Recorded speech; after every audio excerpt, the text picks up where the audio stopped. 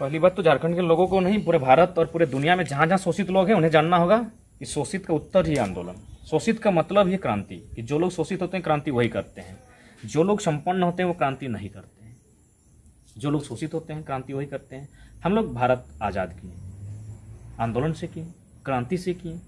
किन्होंने आज़ाद किया? जो लोग शोषित थे, क्योंकि राज परिवार हाथ खड़ा कर चुका था, राज परिवार अंग्रेजों के घुटने टेक चुका था। किसने किया? किसानों ने, क्योंकि शोषित कौन थे? किसान थे, उन्हें टैक्स जाता था। तो उसके बाद जब हम लोग अलग झारखंड राज्य लिए, किन्होंने अलग किया? शोषितों, पीड़ितों ने आंदोलन से किया। तो ठीक उसी प्रकार आंदोलन से ही अधिकार भी मिलेगा, बिना आंदोलन से कुछ नहीं मिलता है। देखिए, पहला बात है, लोकतंत्र में लोगों की मांग ही सर्वोपरि होती है। और मुझे लगता है कि अगर इस राज्य को वास्तव में सुरक्षित और संरक्षित करना है तो बाहरी राज्यों के अतिक्रमण से सुरक्षित करना होगा।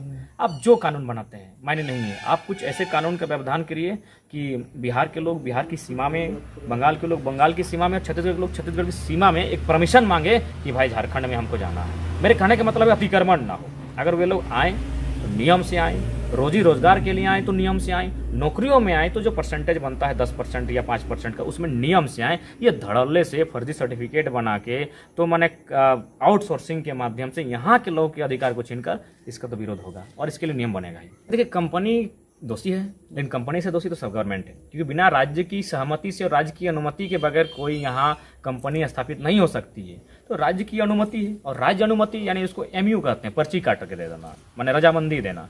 तो राज्य उसकी रजामंदी इसलिए दे रहा है क्योंकि राज्य में जो सत्ता में बैठे लोग हैं, भले वो बोलते हैं कि हम सरकार में और हम विरोध में हैं, लेकिन ऐसा कुछ नहीं है। जब कंपनी की बात आती है, पता चलेगा कि 4 पार्टी, चारों पार्टी के विधायक को फंडिंग जाता है।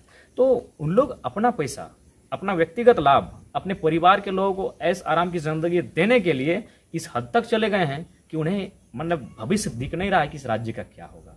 कंपनी एक नियम होना चाहिए था 75%, 80%, 50 से जो भी है, कि यहाँ के जो स्थानीय लोग हैं उन्हें आपको देना होगा। और स्थानीय कौन है, वो एक नियम बनाना ही होगा कि यहाँ के कौन है।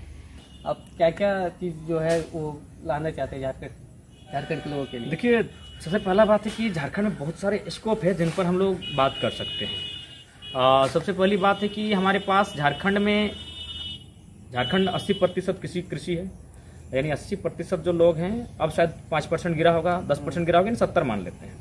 70% लोग कृषि पर आश्रित हैं। लेकिन ध्यान देने वाली बात है कि 70% लोगों के लिए निर्वाहन करने के लिए एक ही फसल है, धान। बहुत कम ही लोग गेहूं लगाते हैं या फिर अन्य फसल। यानी झारखंड के पास एक ही फसल है जो हम लोग प्रमुख धान कह सकते हैं, और उसी को बहुत ज़्यादा संख्या में लोग लगाते हैं।